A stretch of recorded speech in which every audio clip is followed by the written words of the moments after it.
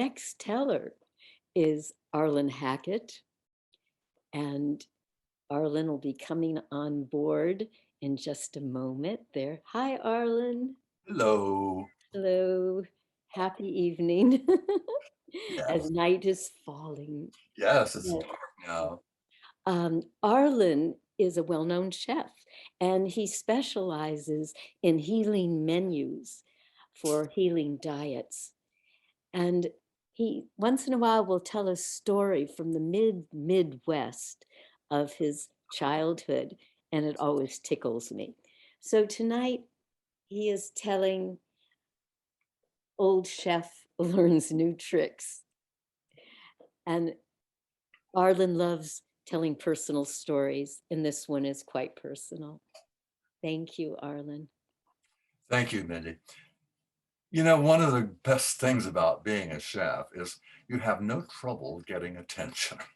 You know, everybody wants to talk about cooking. They want to talk about food. They want to talk about eating. You know, people used to say, what do people want to talk about? Sex and the weather. That's not true. They want to talk about food. So one of the questions I get asked as a chef is, how did you get started? Why did you do it? Um, did you learn how to cook at home?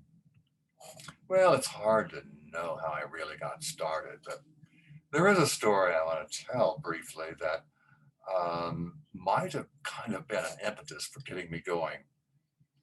I was not a person that learned how to cook at home, not at all. Um, and I moved to California, I graduated from college, and I wanted to experiment with food. And so I had a friend here and I invited him over to dinner. And it was for one of my experimental meals.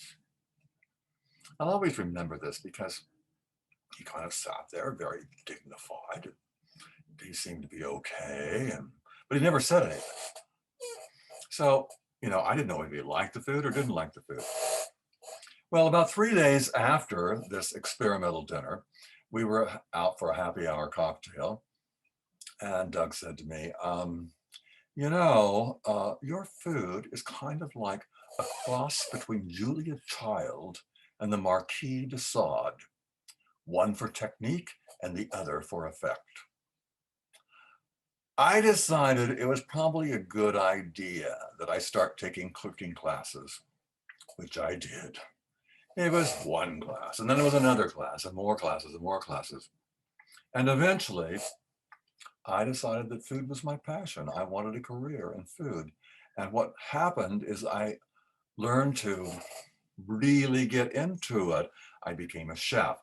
I became a caterer. I started writing cookbooks. I taught cooking. I got into food and television, but food and radio television.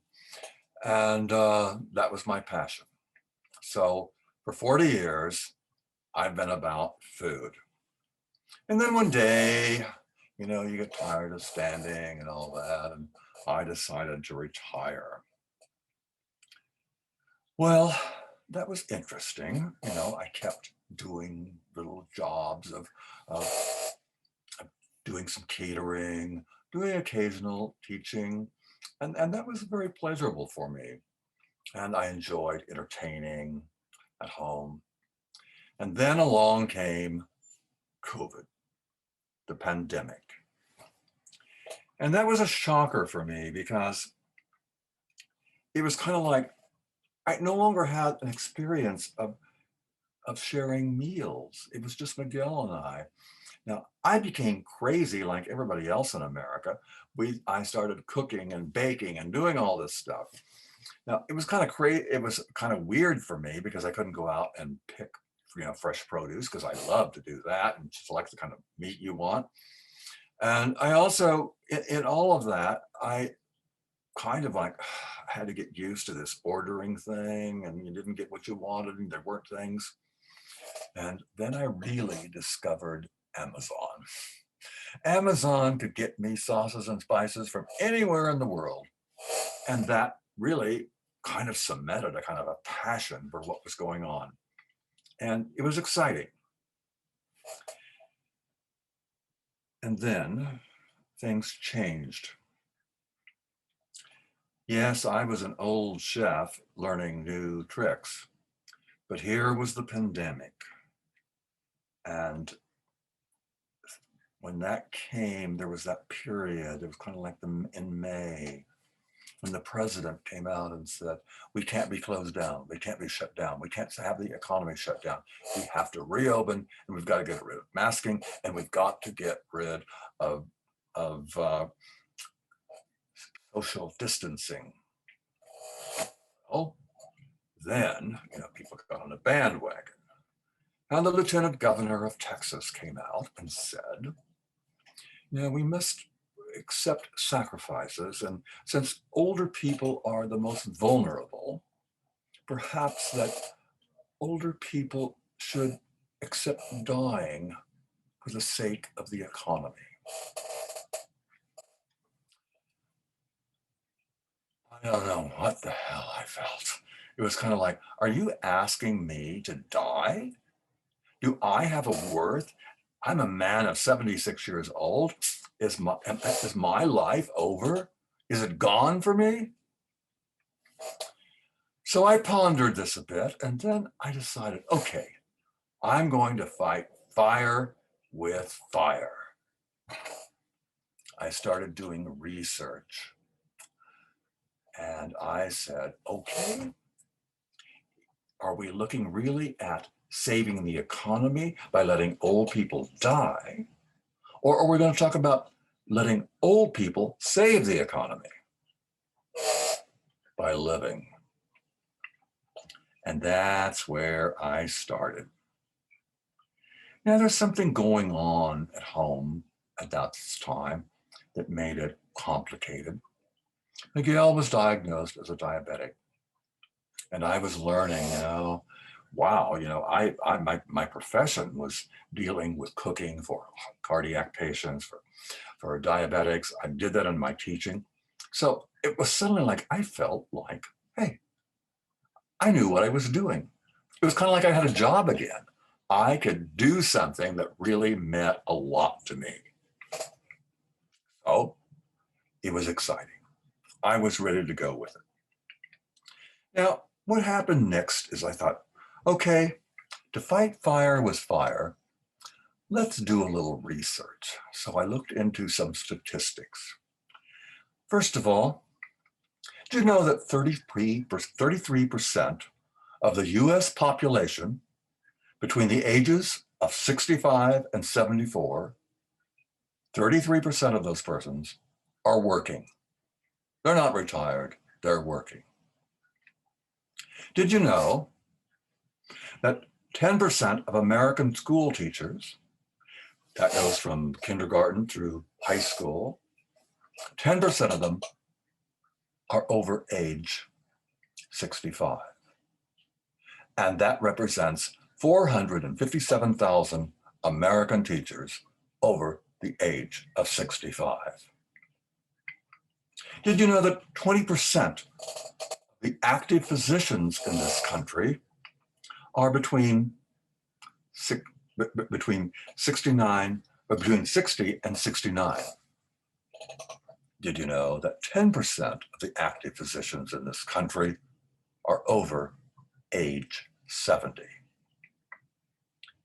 But the most touching for me is that 1 out of 6 children are taken care of by a grandparent.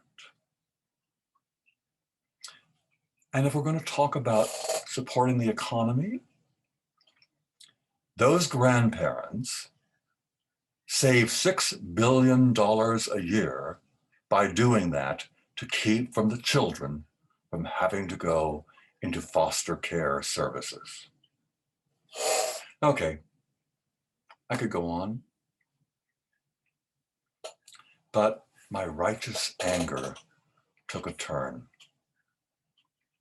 When the doctor diagnosed Miguel with diabetes, he had a little suspicion that something else was going on. Well, that something else that was going on was a disease called hemochromatosis. And hemochromatosis is a disease that is hereditary, it's genetic, and it is one in which the body does not process iron, it stores it.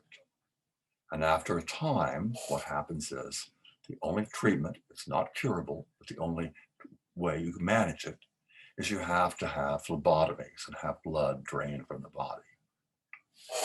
Now, this is complicated.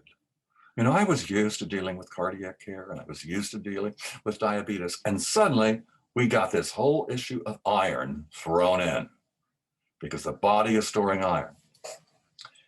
It's really crazy when you look at it. I mean, I just went through this really recently.